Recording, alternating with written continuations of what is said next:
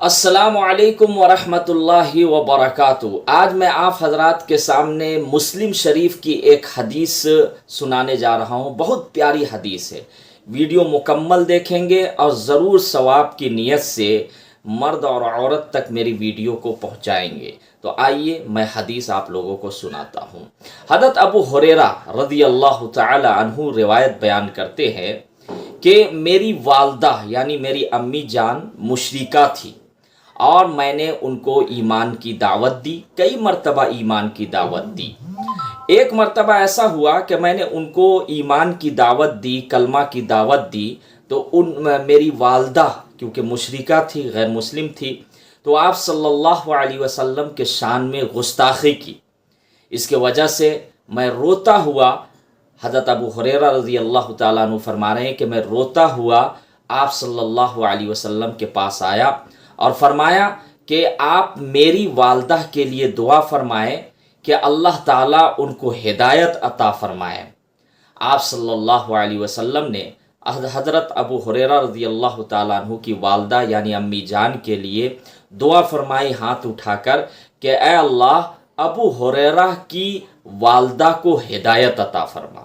اس کے بعد حضرت ابو ہریرہ رضی اللہ تعالیٰ عنہ خوشی خوشی، کیونکہ آپ صلی اللہ علیہ وسلم دعا کیے اور حضرت ابو ہریرہ جان رہے تھے کہ انشاءاللہ خوشخبری ملیں گی ہمیں، تو خوشی خوشی وہ گھر جب واپس آئے، دروازے پر پہنچے اور دروازہ کھٹکھٹائے تو حضرت ابو ہریرہ رضی اللہ تعالی عنہ کی ماں کہنے لگی کون ہے؟ ابو ہریرہ ہے؟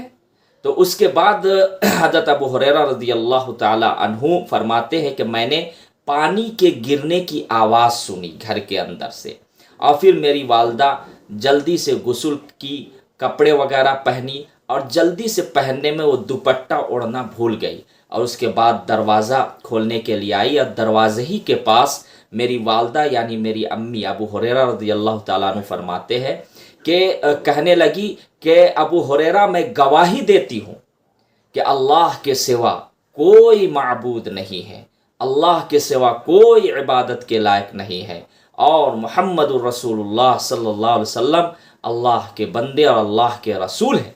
اس کے بعد حضرت ابو ہریرہ رضی اللہ تعالی عنہ اتنے خوش ہوتے ہیں کہ فرماتے ہیں کہ مجھے اتنی خوشی اس سے پہلے نہیں ہوئی۔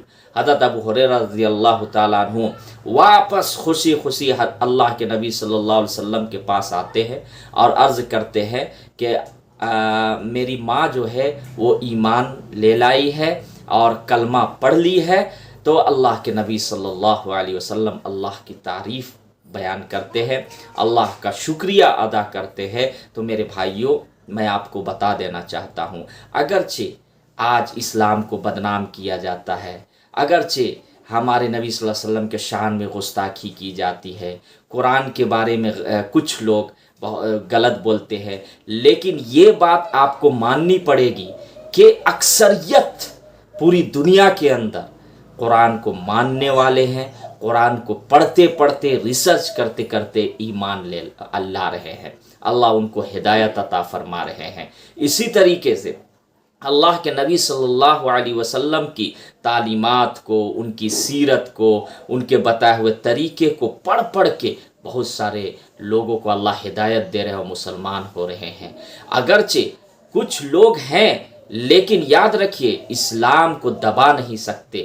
قرآن ایک ایسی کتاب ہے جو کسی انسان کا نہیں ہے بلکہ یہ اللہ کی کتاب ہے، اس کو کوئی مٹا نہیں سکتا ہے، اور اس کی حقانیت کو کوئی جو ہے غلط نہیں کر سکتا ہے، اور قرآن ایک ایک حرف سچا ہے۔ جو بھی اس کو پڑھتا ہے چاہے غیر ہی کیوں نہ ہو تو اس کے اندر ایک نرمی پیدا ہوتی ہے، اور دل پڑھتے ہی پڑھتے اللہ اس کو ہدایت عطا فرماتے ہیں۔